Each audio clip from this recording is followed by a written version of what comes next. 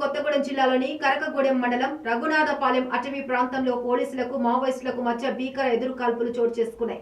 ఈ ఎన్కౌంటర్ లో 6 మావోయిస్టులు మృతి చెందగా గ్రే హౌండ్స్ బలగాలకు చెందిన 2 తీవ్రంగా గాయపడ్డారు. గాయపడ్డ వారిలో ఒక కానిస్టేబుల్ తీవ్ర గాయాలతో భద్రాచలం ప్రభుత్వ ఆసుపత్రికి తరలించారు.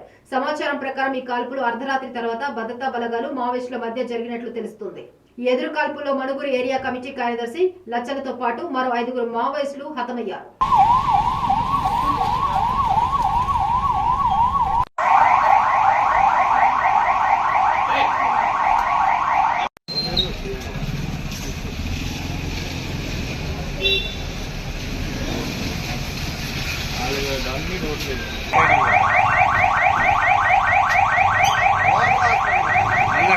అదేది ఇంకొక కుర్చీ అతను ఇంకొక ఆయన కూడా కూర్చోబెట్టారా కాలు వీడియో తెస్తా ఉంటే నువ్వు ఒకటి ఊరికే